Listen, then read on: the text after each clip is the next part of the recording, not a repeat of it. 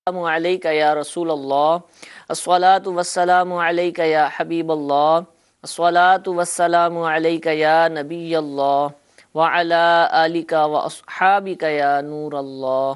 प्यारे और मुहतरम इस्लामी भाइयों, दारुल इफ्ता अहले सुन्नत सिलसिले में मरहबा कहते हैं। आज भी इंशाअल्लाह अज़्ज़ा वजल दारुल इफ्ता अहले सुन्नत के दो मुफ्तियान इकराम हमारे साथ तशरीफ़ फरमा है। दारुल इफ्ता अहले सुन्नत फैज़ मदीना मस्जिद न्यू कराची और दारुल इफ्ता अहले सुन्नत हैदराबाद जमजम नगर। इंशाअल्लाह जमजम नगर के मुफ्ती साहब कुछ ही देर में हमारे साथ कनेक्ट हो जाएंगे और उनसे भी आप किसी भी हवाले से शरई रहनुमाई हासिल करना चाहें तो उनसे भी आप सवालात कर सकते हैं। आप कॉल्स हमें भेजिए, अपने SMS रिकॉर्ड करवाइए। इंशाअल्लाह दोनों सूरतों में आपका सवाल सिलसिले में शामिल करने की कोशिश की जाएगी। दुरूद पाक की फजीलत सुनते हैं। अमीर अहले सुन्नत दामद बरकातुहुल आलिया अपने रिसाले ज़ियाए दुरूद व सलाम के सफ़ा नंबर 9 पर एक बहुत ही प्यारी हदीस पाक नकल फरमाते हैं। नबी करीम अलैहिस्सलाम ने इरशाद फरमाया, जिसने कुरान पाक पढ़ा, रब ताला की हम्द की और नबी सल्लल्लाहु ताला अलैहि व आलिहि वसल्लम पर दुरूद शरीफ पढ़ा, नीज़ अपने रब से मग़फ़िरत तलब की, तो उसने भलाई उसकी जगह से तलाश कर ली। सल्लु अलल हबीब सल्लल्लाहु ताला अला मुहम्मद सल्लल्लाहु ताला अलैहि व आलिहि वसल्लम। इस हदीस पाक पर अमल करते हुए कुरान पाक की तिलावत भी कीजिए, अल्लाह ताला की हम्द भी कीजिए और नबी पाक अलैहिस्सलाम पर दुरूद पाक भी पढ़ें तो इंशाअल्लाह अज़्ज़ वजल इसकी बरकतें ज़रूर हासिल होंगी। पहली कॉल सिलसिले में शामिल करते हैं। जी चलाइए। सवाल ये है कि नाबालिग बच्चे जो अगली सफ़ों के दरमियान खड़े होते हैं तो उसके बारे में क्या हुक्म है? उनको पीछे कर दिया जाए या वहीं खड़े रहने दिया जाए? इससे नमाज के हवाले से क्या हुक्म इरशाद फरमाते हैं उलमा-ए-दीन? जी हुजूर। अल्हम्दुलिल्लाहि रब्बिल आलमीन वस्सलातु वस्सलामु अला सय्यिदिल अंबिया वल मुरसलीन। नाबालिग बच्चे, इनकी सफ़ों का हुक्म यह है कि मर्दों की सफ़ें मुकम्मल होने के बाद फिर इनकी सफ़ें बनाई जाएंगी। ठीक है। तो अब यह है कि बसा औक़ात छोटे बच्चे वो अगली सफ़ों में आ जाते हैं। तो नाबालिग का लफ्ज़ ये आम है, जो बालिग नहीं उसको नाबालिग कहा जाता है। अब नाबालिग दो तरह के होते हैं। बाज़ तो वो बिल्कुल 3, 4, 5 साल के बच्चे कि जिनको नमाज होना नहीं पता, वो एक दूसरे को धक्का दे रहे होते हैं, कभी खड़े होते हैं, कभी कुछ कर रहे होते हैं। इस तरह के बच्चे भी सफ़ों में शामिल हो जाते हैं। तो वो बच्चा कि जो बिल्कुल ही नमाज को नमाज नहीं समझता, जिसको हम ये कहते हैं गैर आकिल, ना समझ बच्चा, तो ना समझ बच्चे को अगर सफ़ में खड़ा करेंगे तो उसका खड़ा होना वो गोया दो नमाजियों के दरमियान उसका खड़ा होना वो एक फसल और गैप फासला पैदा कर रहा होता है। और नमाजी के हुक्म यह है कि सफ़ में हर आदमी के कंधे दूसरे के कंधे से मस हों, मिले हुए हों। ये वाजिब है जमात के वाजिबात में से। तो अब अगर ऐसा ना समझ बच्चा है जो बिल्कुल नमाज को नमाज भी नहीं समझता, खेल कूद कर रहा है, तो ऐसे बच्चे का खड़ा होना ना होना, नमाज पढ़ना ना पढ़ना वो बराबर है। ठीक है। यानी वो नमाज उसकी नहीं होती, वो है ही नहीं। अब उसका गोया होना ना होना बराबर है, लेकिन उसकी वजह से फासला आ रहा है, तो ये गलत तरीका है। इसकी वजह से सफ़ मुनक़ते हो रही होती है। अच्छा, बाज़ नाबालिग बच्चे डिस्कनेक्ट है, तो ऐसी सूरत में गुनाहगार भी होंगे जो अपने बच्चों को इस तरह खड़ा कर लेते हैं जिसकी वजह से सफ़ मुनक़ते हो रही हो। हदीस शरीफ में सफ़ों को मिलाने का हुक्म है और इस तरह सफ़ बांधने का हुक्म है जैसे सीसा पिलाई दीवार मजबूत होती है, इस तरह ज़र्रा बराबर भी गैप ना आए। ठीक है। अच्छा, दूसरे बच्चे वो होते हैं जो हैं तो नाबालिग लेकिन समझदार हैं, जैसे 7, 8, 9 साल के बच्चे समझदार होते हैं, नमाज को नमाज समझते हैं और बाकायदा अच्छे अंदाज में नमाज पढ़ रहे हैं। तो अगर ऐसा बच्चा दौरान सफ़ खड़ा हो रहा है तो प्यार मोहब्बत से पीछे कर दिया जाए।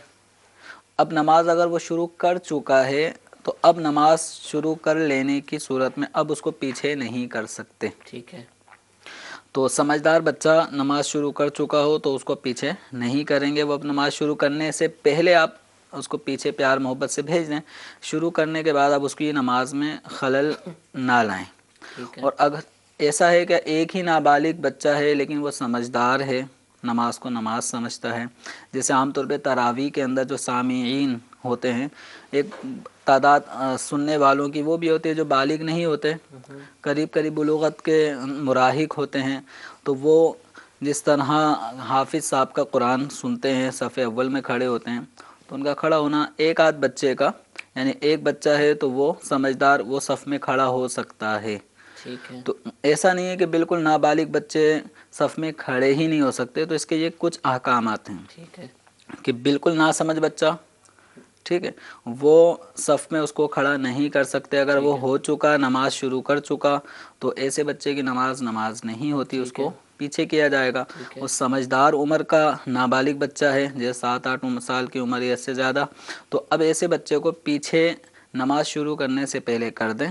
دوران نماز جب وہ شروع نماز کر چکا تو اب اس کو پیچھے نہیں کریں گے۔ ٹھیک اور ہے، ایک ہی بچہ ہے اور ہے سمجھدار، نابالغ ہے اور نماز کو نماز سمجھتا ہے، تو وہ اگر اگلی صف میں بھی کھڑا ہو جاتا ہے تو نماز پہ کوئی اثر نہیں پڑتا۔ ٹھیک ہے۔ اچھا حضور، عام طور پر جمعۃ المبارک کی جو نماز ہے اس میں بچوں کے معاملات زیادہ ہوتے ہیں۔ جی جی نارملی تو ابا جان نہیں آتے تو بچے تو بہت کم ہے، یعنی نماز ہی کم ہوتے ہیں مساجد کے اندر۔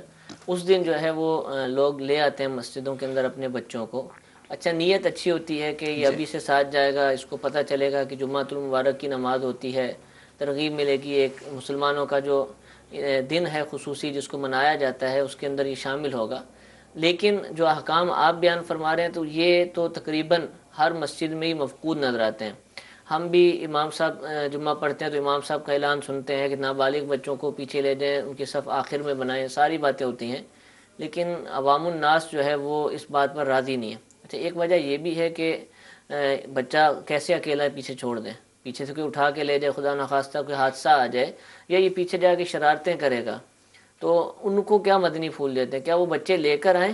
نیت تو اچھی ہے، سکھانے کی نیت ہے، اور اگر لے کر آئے ہیں تو کیا اب اس خدشے کے پیش نظر کے پیچھے کرنے کی صورت میں بچہ آگے پیچھے ہو سکتا ہے، اس کا کوئی معاملہ ہو سکتا ہے، تو کیا اب کھڑا کر سکتے ہیں؟ اچھا، دوسرا یہ بھی ارشاد فرمائیے کہ چلیں اس نے کھڑا کر دیا ہے، اب ہم مسئلہ بیان فرما رہے ہیں لیکن سننے والا وہ موجود نہیں ہے، اور اس جمعۃ المبارک بھی بچہ لے آتا ہے، اور امام صاحب بھی اعلان کر رہے ہیں کہ بچوں کی صف الگ بنائے، لیکن وہ نہیں بناتا، تو کیا اب جو نمازی آگے بڑھے گا وہ بچے کے ساتھ کھڑا ہو جائے یا زبردستی کرے؟ اس کے لیے کیا حکم ہے؟ کیا وہ گناہ گار تو نہیں ہوگا؟ اب دیکھیں، شرعی احکامات یہ ہر ایک مسلمان کو سیکھنا چاہیے۔ اب جب جماعت کے ساتھ نماز پڑھ رہے ہیں تو یہ سارے احکامات بھی معلوم ہونے چاہیے۔ اب ایسا نہیں ہے کہ بچوں کو بالکل ہی مسجد میں نہیں لانا چاہیے، بچوں کو مساجد میں لائیں، لیکن نا سمجھ بچوں کو مسجد میں لانے سے منع کیا گیا ہے۔ اچھا، تو نا سمجھ بچوں کو نہ لائیں کہ جو ٹھیک کھیل ہے، کود اچھل پاگلوں کود کو، کرتے ہیں، بچوں بھاگ کو، دوڑ کرتے ہیں، نماز کو نماز نہیں، شور ہی مچاتے رہتے ہیں، تو ایسے بچوں کو جب تک وہ سمجھدار عمر تک نہ ہو جائیں ان کو نہ لائیں۔ ٹھیک ہے، جو سمجھدار عمر تک بچے ہیں ان کو لایا جا سکتا ہے، اور جو یقیناً سمجھدار ہوں گے تو ان بچوں کے گم ہونے کا بھی اندیشہ نہیں ہوتا۔ بچے والد کے بغیر اسکول بھی تو جاتے ہیں نا، تو اسکولوں میں کون سے والد اپنے ساتھ رکھتے ہیں؟ والد صاحب اسکول چھوڑتے ہوئے کام پہ چلے جاتے ہیں، بچوں کو وین لینے آتی ہے، وین لے کر جاتی ہے، سارے معاملات ہوتے ہیں، لیکن وہ خدشہ جو آپ نے ذکر کیا وہ نماز جمعہ میں ہی کیوں؟ ٹھیک ہے، تو اگر بچے اولاً تو یہ کہ ناسمجھ بچہ ہے تو اس کو لانا ہی منع ہے مساجد میں، ٹھیک ہے، ٹھیک ہے، وہ شور ہوگا اور مسجد میں شور و غل کی اجازت نہیں ہے۔ ٹھیک ہے، سمجھدار بچہ ہے تو یقیناً آپ سمجھا کے لائیں گے کہ آپ نے ایک جگہ بیٹھنا ہے، پچھلی صف میں بیٹھنا ہے اور بھاگنا نہیں ہے، تو وہ سمجھدار بچہ ہوگا، یقیناً آپ کی بات کو فالو کرے گا۔ رہا معاملہ نماز سکھانا، تو دیکھیں بچے کو نماز صرف جمعے کے دن ہی اپنے ساتھ کھڑے کر کے آپ پڑھائیں گے تو بچہ اس میں کیا سیکھے گا؟ 5 وقت کی نماز پڑھیں، نوافل وغیرہ کا اہتمام کریں، وہ گھر پہ آ کے ادا کریں، سنت غیر موقدہ گھر میں پڑھ کے پھر مسجد میں آئیں، تو اپنے ساتھ آپ سمجھدار بچے کو لانا چاہتے ہیں تو بالکل اپنے ساتھ اس کو تربیت دیں، لیکن گھر کے اندر نماز، نوافل، سنتیں ادا کر کے بھی بچوں کو تربیت دی جا سکتی ہے۔ ٹھیک ہے، تو ضروری نہیں ہے کہ پورے ہفتے میں صرف ایک ہی دن بچے کو نماز کی تربیت، کہیں یہ نہ ہو کہ بچہ یہ تربیت حاصل کر رہا ہو کہ ہفتے میں صرف ایک ہی دن نماز پڑھی جاتی ہے کیونکہ ابو مجھے صرف جمعے کے دن ہی لاتے ہیں، ابو ہی جمعے والے دن آتے ہیں۔ تو تربیت نماز کی پورے ہفتے میں یوں سمجھ لیں کہ 7 پنجے 35ویں نماز صرف جمعے کی پڑھوانے آتے ہیں، بقیہ 34 نمازیں اس میں بچہ کیا نہیں، اس میں آپ نہیں سکھائیں گے؟ تو یہ جذبہ جمعے میں ہی جب ابھر رہا ہے تو پوری بقیہ نمازوں میں بھی ہونا چاہیے. اور بچے کو نماز صرف جمعے میں جماعت کے دوران کیسے سیکھنے کو ملے گی؟ جب آپ بچے کو باقاعدہ کھڑے ہو کے سکھائیں کہ یہ جو ہم ہاتھ باندھ کے کھڑے ہوتے ہیں قیام ہوتا ہے، ٹھیک ہے. پھر ہم رکوع کرتے ہیں، پھر ہم کھڑے ہوتے ہیں، اس کو قومہ کہتے ہیں، پھر سجدے میں جاتے ہیں، پھر بیٹھتے ہیں جسے جلسہ کہتے ہیں، پھر ایک اور سجدہ کرتے ہیں. تو یوں کھڑے ہونا، رکوع کرنا، قومہ، جلسہ، 2 سجدے، یہ ایک رکعت ہوتی ہے. پھر ہم کھڑے ہو جاتے ہیں. نماز سکھانے کا طریقہ یہ گھر میں بھی سکھائی جا سکتی ہے. تو یہ عذر کہ ہمارے ساتھ کھڑا ہوگا تو نماز صحیح سیکھے گا، یہ فارمولہ کسی حد تک سمجھ سے بالاتر ہے. ٹھیک ہے. لیکن دوسرا جو میں نے عرض کیا کہ چلے یہ تو پھر بھی لے آیا نا، ہمارا مسئلہ نہیں سنا اور وہ لے آیا. جی دوسرے نمازی کے لیے کیا حکم ہے؟ دیکھیں، اب دوسرا نمازی بچے کو کھینچ کے اس پیچھے میں کر دے، اب لڑائی یہ کر دے، ہے معاملہ کہ اگر کوئی بچے کو کھڑا کر دیتا ہے، ٹھیک ہے، اس والد ہے، اس کو سمجھ میں نہیں آ رہا کہ میں بچے کو پیچھے کیسے کروں. اب ایک شرعی حکم ہم نے بیان کر دیا کہ بچوں کی صف پیچھے بنتے، آپ پیچھے لے جائیں. اب جی وہ جی، ضد پہ اڑا ہے کہ نہیں یہیں پہ کھڑا ہوگا، تو گویا آپ نے ایک نیکی کی دعوت دی، ٹھیک ہے، وہ نہیں مان رہا. ایک برائی ہے کہ بچہ ہے ناسمجھ، جو بالکل نماز، جس کی نماز ہی نہیں ہے، چھوٹا بچہ 3 4 5 سال کا. تو اب ایسے بچے کو وہ پیچھے بھی نہیں کر رہا. تو ایک آپ نے نیکی کی دعوت دی یا اس کے اس برائی کے عمل سے اس کو روکنا چاہا، وہ نہیں مان رہا، آپ پر جتنا واجب تھا وہ آپ نے ادا کر دیا. ٹھیک. آپ صف میں اب کھڑے ہو جائیں. لڑنے جھگڑنے اور سب کے سامنے اس کو ذلیل کرنے کی حاجت نہیں ہے، ٹھیک ہے، کہ بجائے اس کے کہ وہ اصلاح قبول کرے، وہ متنفر ہوگا، پوری نماز میں وہ ڈسٹرب ہو رہا ہوگا، ٹھیک ہے. اور ہو سکتا ہے دشمنی پیدا کر لے. بچے کے دل میں بچے کے دل میں بھی ہو سکتی یہ، ہے. یعنی یوں سمجھ لے کہ میرے ساتھ ہو چکا ہے بچپن میں، اور جی مجھے آج تک وہ یاد ہے، اور شاید مجھے یہ یاد ہے کہ میں اس وقت سمجھدار بچوں میں شمار ہوتا ہوں گا اور نماز کی سمجھ تھی. لیکن جو بھی تھے بزرگ تھے، انہوں نے ڈانٹ کر جو ہے وہ پیچھے کیا، اور کئی بچوں کے ساتھ ایسا ہوتا تو ہے. یہ دیکھیں تو یہ اب اللہ کا وہ آج تک دل میں ہے کہ وہ ٹھیک نہیں ہوا تھا. اور جب تک میں مسجد میں جاتا رہا تو وہ جو بھی تھے وہ بزرگ اچھے نہیں لگتے تھے کہ انہوں نے مجھے ڈانٹا تھا اور پیچھے کیا تھا. پیار تو محبت طریقہ دیکھیں، کار بھی نرمی ارشاد فرما دیں، نرمی سے شکر رہے ہوتے سمجھایا جا ہیں اور سکتا ہے. ڈانٹ بھی رہے ہوتے ہیں بالکل بڑے انداز. ہر جمعے ہی یہ مناظر اگر آپ دیکھیں، خاص طور پر مسجد کی وہ منازل کہ جہاں بعد میں لوگ پہنچتے ہیں. پہلی منزل میں تو چلے نمازی آ جاتے ہیں، جہاں بچے بھی عموماً پہلے ہی انجوائے کرنے چلے جاتے ہیں، کھیل کود میں لگے رہتے ہیں، تو وہاں یہ معاملات لوگوں کی طرف سے بھی نظر آتے ہیں. دیکھیں ہے دونوں طرف سے. ٹھیک ہے، بعض ہمارے جو عمر رسیدہ نمازی ہیں وہ اس معاملے میں تھوڑا بہت زیادہ اوور ہو کر ڈانٹ ڈپٹ کا سلسلہ کرتے ہیں، جیسے کہ آپ کی یادداشت میں وہ جی جی واقعہ رہ گیا. جی جی، تو اگر وہ پیار محبت سے اگر آپ کو نرمی سے کہتے کہ بیٹا، بچے جو ہوتے ہیں نا وہ پیچھے کھڑے ہوتے ہیں، آپ پیچھے کھڑے ہو جاؤ، یہ مردوں کی جگہ ہے، یہاں پہ مرد کھڑے ہوں گے، جب آپ بھی بڑے ہو جاؤ گے پھر آپ بھی ٹھیک ہے. آگے کھڑے ہو جانا. تو والدین یقیناً اپنے بچے کو تو سمجھائیں یہ طریقہ کار. بزرگ ہمارے افراد کو بھی چاہیے، پھر ماں باپ کو بھی چاہیے کہ یہ بھی اگر کوئی اصلاح کر رہا ہو تو اس اصلاح کو قبول کریں. اگر ٹھیک ہے، کوئی یہ مسئلہ بیان کر رہا ہے کہ بچوں کی صف پیچھے بنائیں، تو بجائے اس کے کہ کیلو کال کریں، حجت بازیاں کریں، وہ حکم شرع بیان کر رہا ہے، اب ٹھیک اس ہے، حکم شرع پہ عمل کرنے کی کوشش کریں. اب ٹھیک کس ہے، انداز میں کوشش کر سکتے ہیں، کس انداز میں عمل ہو سکتا ہے، اس کی صورت اپنائیں. ٹھیک ہے. لڑیں جھگڑیں گے تو مسئلہ یقیناً باپ بھی غلطی کر رہا ہوگا اگر جی وہ جی، بھی الجھ رہا ہوگا. ایک حکم شرع بیان کیا ہے، اس میں عمل کرے، دل و جان سے قبول کرے. ٹھیک. اور جب بچے کی نماز کی تربیت کرنی ہے تو تربیت کے بہت سارے ذرائع ہیں، ان کو اختیار کریں. ٹھیک ہے. مسئلہ چلا ہے تو آخر میں ایک اور چیز کہ اس میں یوں بھی عمل کیا جاتا ہے، ہیلا نکالنے کی کوشش کے کونے پہ کھڑے ہو جاتے ہیں کہ لاسٹ بچہ ہے اور سیکنڈ لاسٹ اس کے والد صاحب کھڑے ہیں، جی تو یوں بھی سمجھتے ہیں کہ ہم نے بچے کو کونے پہ کر دیا.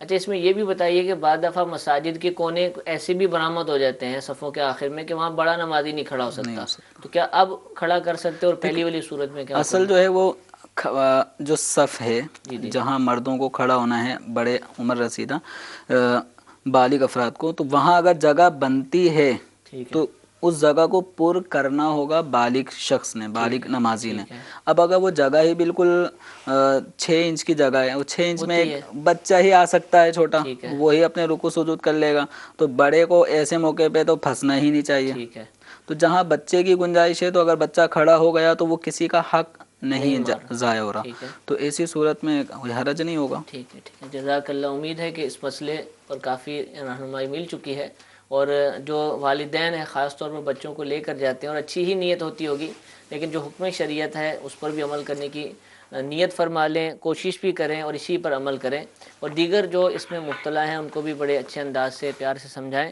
امید ہے کہ ہمارے اس جو ہم نے ابھی سوال جواب کا سلسلہ کیا ہے اس کا مدنی گلدستہ بھی بنے گا، تو آپ اس کو بھی دیکھیں۔ دعوت اسلامی کی ویب سائٹ پر بھی یہ سلسلہ اپلوڈ کیا جائے گا، اور دارالفتاح اہل سنت کی جو اپلیکیشن ہے، موبائل اپلیکیشن، اس میں بھی چند دنوں میں اس کا جب مدنی گلدستہ آئے گا تو آپ اس کو وہاں سے حاصل کر سکتے ہیں۔ مفتی نوید رضا صاحب ہمارے ساتھ موجود ہیں حیدرآباد دارالفتاح اہل سنت سے، اس وقت لائیو ہیں، انشاءاللہ ان سے بھی ہم سوال کرتے ہیں۔ جی پہلی کال چلائیے۔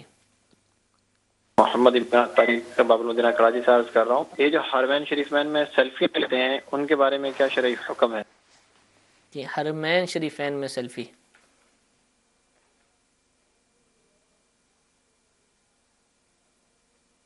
بسم اللہ الرحمن الرحیم۔ سب سے پہلے یہ بات یاد رکھی جائے کہ حرمین میں جو بھی حاضر ہوتا ہے تو وہ اللہ تبارک و تعالیٰ کی عبادت کرنے کے لیے اور اس کو راضی کرنے کے لیے حاضر ہوتا ہے۔ تو اب جو سیلفی لینے والا ہے کیا وہ اللہ تبارک و تعالیٰ کو راضی کر رہا ہے، اس کی عبادت کر رہا ہے؟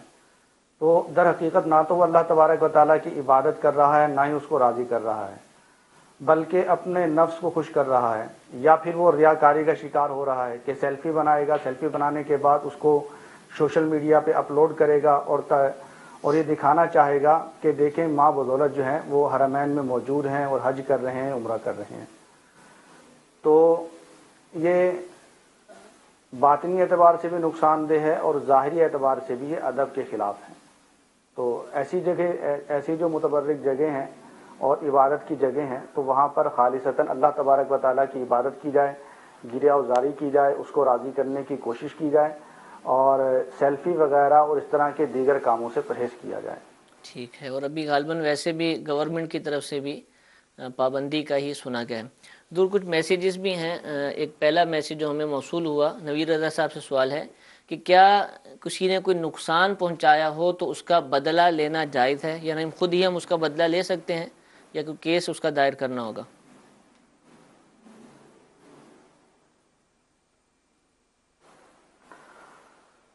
شرعی طور پر تو یہ ہے کہ اگر کسی نے آپ کو نقصان پہنچایا ہے تو جتنا اس نے آپ کو نقصان پہنچایا ہے اتنا بدلہ آپ لے سکتے ہیں،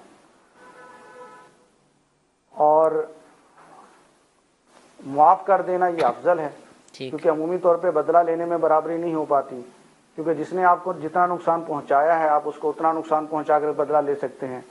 اگر آپ اسے بدلہ لینے گئے اور بدلہ لینے میں زیادتی کر بیٹھے کہ جتنا بدلہ لینا تو اس سے زیادہ بدلہ لے لیا، تو ایسی صورت میں اب آپ ظالم بن جائیں گے اور وہ دوسرا آدمی مظلوم بن جائے گا۔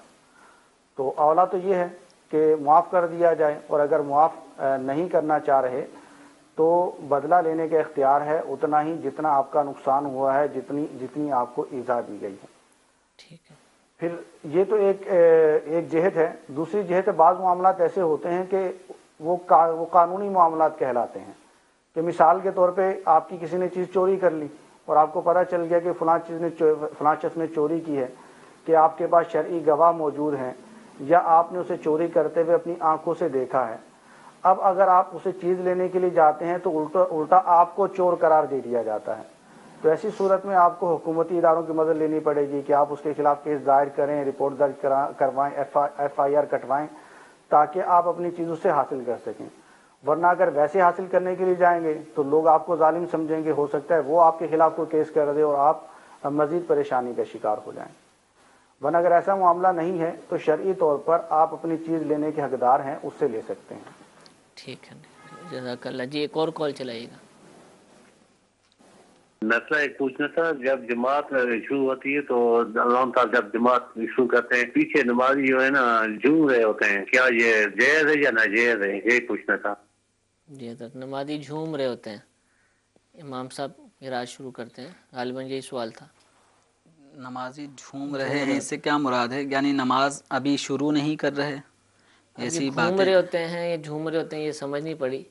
تو اب یہ ہے کہ اگر دیکھیں نماز اگر شروع ہو چکی ہے تو بعض لوگوں کی عادت ہوتی ہے کہ وہ آگے پیچھے آنے والوں سے یا دوست ہوتا ہے کوئی، اس سے بات چیت میں ہی مصروف ہوتے ہیں، اور جماعت شروع ہو چکی ہوتی ہے، قرات ہو رہی ہوتی ہے، اور یہ دونوں ابھی نماز شروع کرنے سے پہلے صف میں ہی کھڑے کھڑے 2-1 سیکنڈ باتیں ہی کر رہے ہوتے ہیں، حالانکہ کوئی ضروری باتیں نہیں ہوتی. تو ان چیزوں سے بچنا چاہیے.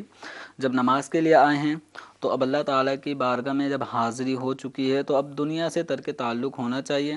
اپنے خیالات، اپنی تصورات سب اللہ تعالیٰ کی عبادت کی طرف ہی ہمیں ہمتاً گوش ہو کے مصروف ہونا چاہیے. یہ سوال جھومنے کا تھا، مطلب یہ کہ وہ ہل رہے ہوتے ہیں، ایک ٹانگ پہ وزن کبھی اب دوسری دوسرا پہ، یہ ہے کہ اس سے پہ امام صاحب کی نماز یا جماعت سے ہی تعلق نہیں ہے. نارمل بھی اگر کوئی شخص اکیلے بھی نماز پڑھ رہا ہو تو اس کے لیے حکم یہ ہے کہ نماز پڑھتے ہوئے دائیں بائیں یوں گھومے نہیں. ٹھیک ہے.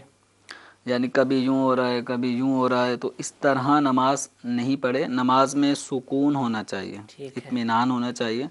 ہاں یہ سنت ہے کہ جیسے ہم کھڑے ہوں گے دونوں پاؤں پر ہی، یہ قیام اسی طرح کیا جائے گا، لیکن کبھی اپنے جسم کا بوجھ سیدھے پاؤں کے اوپر لے لیں.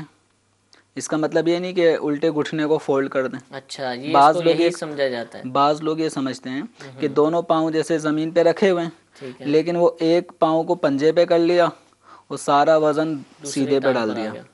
ٹھیک ہے. پھر تھوڑی دیر ایسے کرتے کرتے پھر کیا کریں گے، پھر الٹے پاؤں کو پورا جما دیا اور سیدھے پاؤں کے پنجے کو تھوڑا ایڑی کو اٹھا لیا، وہ الٹی سائڈ پہ وزن ڈال دیا. تو یہ چیز سنت نہیں ہے، یہ تمایل ہے. ٹھیک ہے. یہ سنت نہیں ہے. سنت یہ ہے نبی کریم صلی اللہ تعالی علیہ وسلم کی کہ دونوں پاؤں پورے جس طرح تلوے پنجے جمے ہوئے ہوں قیام کی حالت میں، صرف جسم کا بوجھ کبھی دائیں پاؤں کے اوپر لے لیا جائے، پھر کبھی بائیں پاؤں پہ لے لیا جائے، لیکن اس دوران نہ گھٹنے فولڈ ہوں، نہ ایڑی اٹھے، نہ پنجہ اٹھے. یہ اگر پریکٹس کریں گے وزن دائیں اور بائیں طرف لینا ہے، لیکن اس کا یہ بھی مطلب نہیں ہے کہ صف میں کھڑے ہیں. اب اس وزن کو ایک دائیں یا بائیں طرف کرنے میں ہلکی سی حرکت ہوگی، لیکن وہ غیر محسوس. صحیح. یہ جھومنا جو اگر سائل محترم کہہ رہے ہیں، بعض لوگ واقعی جھومتے ہیں، وہ گھٹنے والا ہی جو آپ ارشاد فرما رہے ہیں وہ ہو رہا ہوتا ہے، وہ غلط، یہ خلاف سنت عمل ہوگا. تو اس کو جو میں نے عرض کیا، جو ایک کبھی سیدھے پاؤں پہ بوجھ لے لیا جائے، کبھی الٹے پاؤں کی طرف پاؤں پہ بوجھ لے لیا جائے، اس کو تراوح کہا جاتا ہے. تراوح یہ سنت ہے. اور تمایل وہ جھومنا وہ خلاف سنت ہوگا. اب جماعت کے اندر کھڑے ہیں تو پھر وہ جو جھومنے والا عمل ہوگا تو کبھی اس والے نمازی کو ٹکر لگے گی، اگر وہ خشوع خضوع سے نماز پڑھ رہا ہے تو آپ کے ٹکرانے سے اس کی توجہ بٹ رہی ہے، کبھی اس سے آپ، اگر کوئی بالکل ہی نارمل انداز میں کھڑا ہے، اس کو یعنی گمان بھی نہیں کہ کوئی اس سے ٹکرائے گا، تو بسا اوقات کوئی گر بھی سکتا ہے. تو اس لیے نماز میں جھومنا یہ مکروہ ہے، اس سے بچیں. تراوح سنت ہے جس کی تفصیل ذکر کر دیں. ٹھیک ہے، جزاک اللہ. جی ایک کال حیدرآباد کے لیے دے دیجیے. کہ میں نے اپنی بیٹی کا نام ابرش رکھا ہے، الف سے، الف بے رے شین مگو، تو اس میں میری رہنمائی فرما دیں کہ اس کے معنی کیا ہے. جزاک اللہ. ابرش نام بتا رہے ہیں غالباً.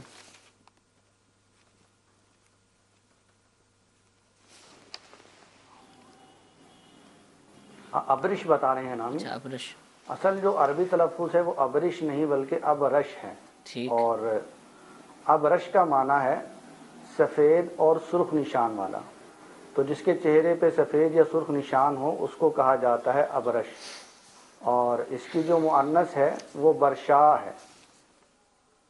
تو اب یہ شاید ابرش نام انہوں نے کسی کا دیکھا ہوگا، اور زمانہ جاہلیت میں بھی ایک شخص گزرا ہے کہ جس کے چہرے پر برس کے داغ تھے، اس کا نام خزیمہ بن مالک تھا، اس کا نام بھی ابرش تھا.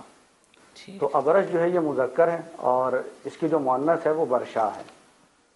اور دوسرا پھر اگر اس معنی کے اعتبار سے دیکھا جائے تو یہ نام رکھنا مناسب نہیں ہے. کسی کا نام پڑ جانا، جیسا بعض اوقات کسی کوئی کانا ہوتا ہے اس کا کانا نام پڑ جاتا ہے، لنگڑے کا نام لنگڑا پڑ جاتا ہے. تو اب کسی کے چہرے پر داغ ہیں تو داغ ہونے کی وجہ سے اس کا نام ابرش پڑ گیا، تو یہ داغ ہونے کی وجہ سے اس کا نام ابرش پڑا ہے، لیکن اس کا نام ابرش نہیں ہے. تو ابرش ہونے کے اعتبار سے رکھنا مناسب نہیں ہے. لیکن آج کل نام جو تلاش کیے جاتے ہیں تو کسی مستند لغت میں دیکھنے کی بجائے عمومی طور پر ویب سائٹ وغیرہ سے رجوع کر لیا جاتا ہے، جو کہ مستند نہیں ہوتی. تو ان میں مختلف نام ہوتے ہیں، ان کے نام بھی مختلف ہوتے ہیں، اور ایڈیشن کرنے والے بھی بعض اوقات اپنے طور پر ایڈیشن کر دیتے ہیں. تو اس کا اگر کسی ویب سائٹ پہ نام دیکھا جائے گا ابرش تو یہ مل جائے گا آپ کو، اور اس کا معنی لکھا ہوگا اللہ تبارک و تعالیٰ کی رحمت، کہ ابرش ہے، نام مؤنث ہے، عربی ہے، اور اس کا معنی ہے اللہ تبارک و تعالیٰ کی رحمت. لیکن اللہ تبارک و تعالیٰ کی رحمت اس کا یہ معنی ہے اور تلفظ ابرش ہے، اس کی کوئی عربی لغت سے تصدیق نہیں ہو پائی. اچھا ٹھیک. تو اس اعتبار سے یہ ابرش نام نہ رکھا جائے تو بہتر ہے. ٹھیک ہے ٹھیک ہے، جزاک اللہ. تو حضور میسیج میں سوال یہ پوچھا جا رہا ہے کہ کیا چھوٹے بچوں کو معصوم کہہ سکتے ہیں؟ لوگ کہتے ہیں کہ معصوم ہے، تو یہ لفظ بچوں کے لیے استعمال ہو سکتا ہے؟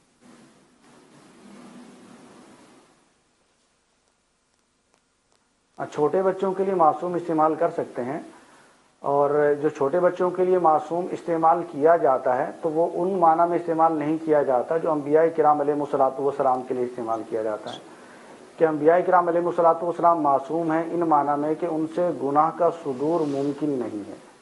اور چھوٹے بچوں کو جو معصوم کہا جاتا ہے وہ اس اعتبار سے کہا جاتا ہے کہ یہ غیر ضرر رساں ہوتے ہیں اور ان سے کوئی نقصان نہیں پہنچتا، اور ان پر شفقت کی جاتی ہے، تو شفقت کے اعتبار سے، غیر ضرر رساں ہونے کے اعتبار سے ان کو معصوم کہا جاتا ہے.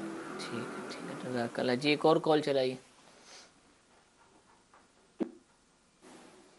ارشد اقبال اتاری دوحہ قطر سے عرض کر رہا ہوں. حضور یہ پوچھنا تھا کہ اگر کوئی شخص قرآن پاک کا صرف ترجمہ پڑھ رہا ہے، تلاوت نہیں کر رہا، ترجمہ صرف پڑھ رہا ہے، اور اس دوران اگر آیت سجدہ کا ترجمہ پڑھتا ہے تو کیا اس پر سجدہ واجب ہوگا یا نہیں؟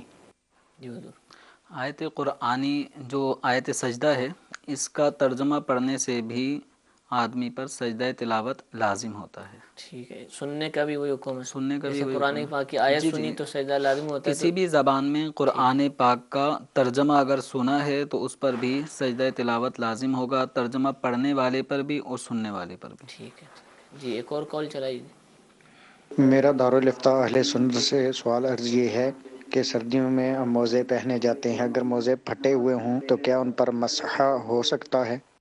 جی وضو میں جو مسح ہے اس کے حوالے سے پوچھ رہے ہیں. دیکھیں اس صورت میں موزے اگر پھٹے ہوئے ہیں کہ جس کو پہن کر چلنا پھرنا دشوار ہو، تو یہ عام طور پہ جو ہمارے کپڑوں والے موزے ہوتے ہیں وہ مراد نہیں ہیں. ریگزین کے چمڑے کے جو موزے ہوتے ہیں جو سردیوں میں باقاعدہ پہنے جاتے ہیں، اور تو ان کا یہ مسئلہ پوچھا جا رہا ہے. تو اگر وہ پھٹا ہوا اتنا ہے کہ جو پاؤں کی جو چھوٹی انگلی ہے اس انگلی 3 انگلی ہے، مسئلہ تھوڑا زیر غور، ابھی میں دیکھ کے انشاءاللہ پھر بتا دوں. ٹھیک ہے انشاءاللہ. جی ایک اور کال چلائیے. بچی کا حق مہر جو ہوتا ہے بنانا ابھی اس وقت کتنا ہونا چاہیے؟ جی حضور حق مہر پوچھا جا رہا ہے. نوید صاحب ارشاد فرمائیں.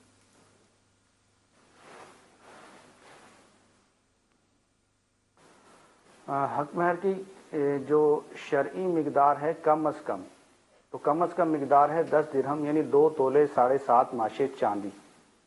تو یہ کم از کم مقدار ہے، اور اس سے زیادہ باہمی رضامندی کے ساتھ جتنا چاہیں رکھ سکتے ہیں، اس میں کوئی حرج نہیں ہے. لیکن جو بھی مہر ہے 2 تولے 7.5 ماشے چاندی سے کم نہ ہو. ٹھیک ہے. اس کے وزن کی جو قیمت بنتی ہے اس کے مطابق ہو. سوال یہ پوچھا جا رہا ہے کہ کیا جم جانا اور باڈی بنانا، باڈی بلڈنگ کرتے ہیں، جم جاتے ہیں، یہ جائز ہے یا اس میں کوئی حکم شریعت ہے؟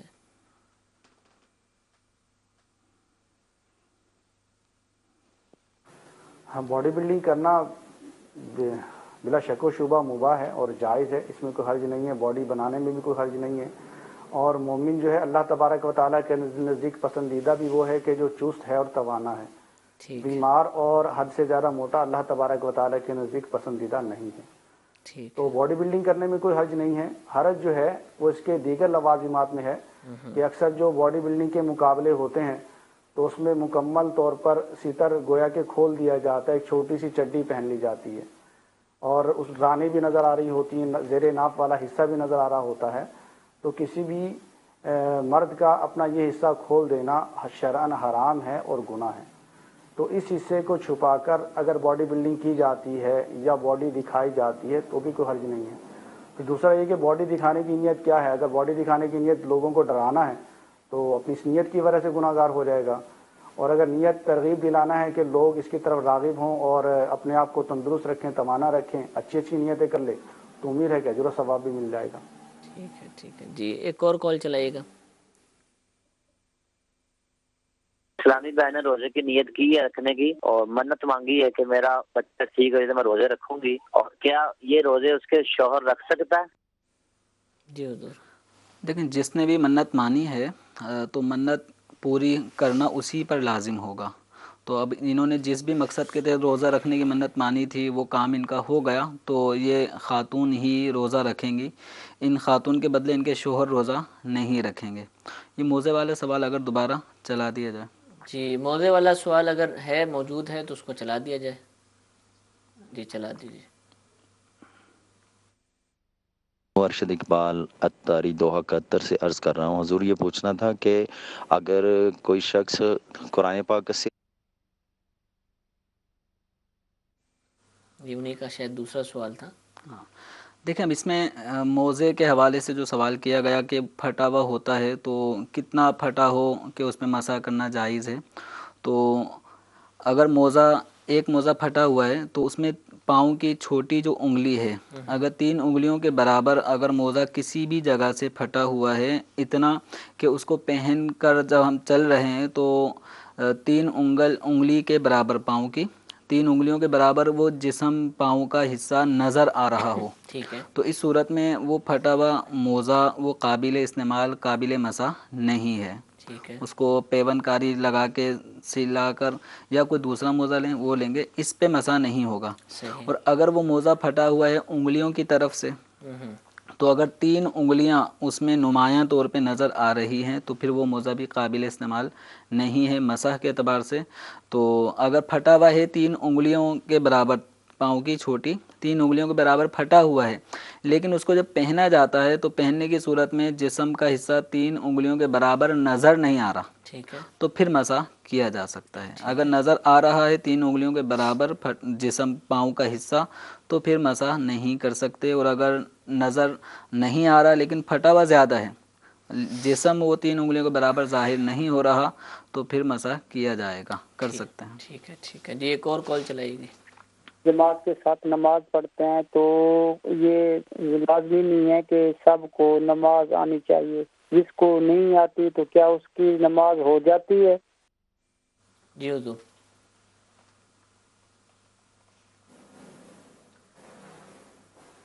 سوال سمجھ نہیں آیا, اگر ایک مرتبہ ریپیٹ کر دیا جائے. جی, سوال یہ کیا ہے کہ اگر جماعت کے ساتھ نماز پڑھتے ہیں تو جتنے بھی مقتدی ہیں کیا ان سب کو نماز کا آنا ضروری ہے, اور اگر ان کو نماز نہیں آتی تو کیا ان کی جماعت کے ساتھ نماز ہو جاتی ہے؟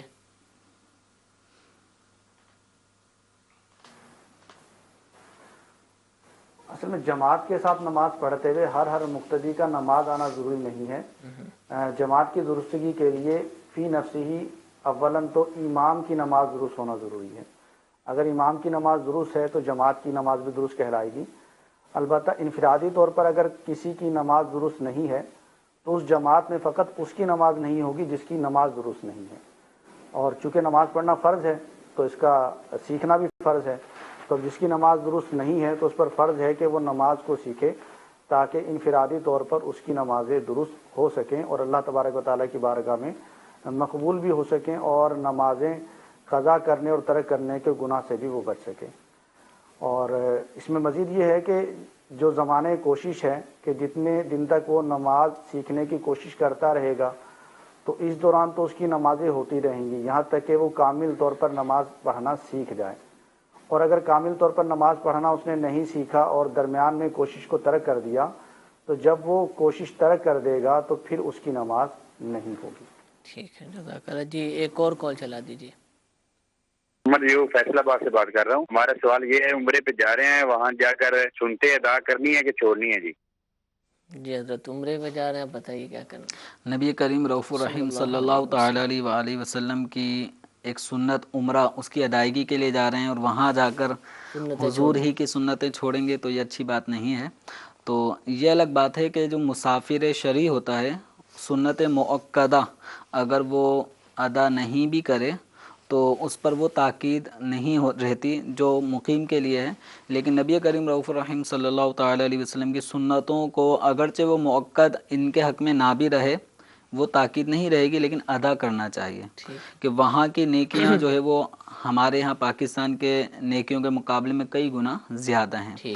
اور وہاں کوئی مسافر اگر ہوتا بھی ہے حرمین شریفین میں، جس کو مکہ شریف یا مدینہ شریف میں 15 دن نہیں ملتے، وہ مسافر ہے، تو وہ مسافر ہمارے یہاں کے حالت کے مقابلے میں پر امن ہوتا ہے. اس کو کوئی جلد بازی نہیں ہوتی، بلکہ وہ گیا ہی عبادت کے لیے. تو وہاں سنتوں کو چھوڑنا یہ سمجھ میں نہیں آتا. تو سنتیں ادا کریں، بلکہ وہاں تو سنتوں پہ زیادہ عمل کریں کہ آقا دو عالم صلی اللہ تعالی علیہ وسلم کے آپ قرب میں ہوں گے تو سنتوں کا جذبہ لے کے وہاں سے پلٹیں. اچھا، تو اب جیسے وہ امن میں ہے اور اس کے پاس وقت ہی وقت ہے اور گیا ہی عبادت کے لیے، تو وہ قصر بھی نہ کرے، 4 پڑھ لے، اگر اس سے کوئی یہ مطلب نکالے تو یہ اجازت یہ ایک الگ مسئلہ ہے.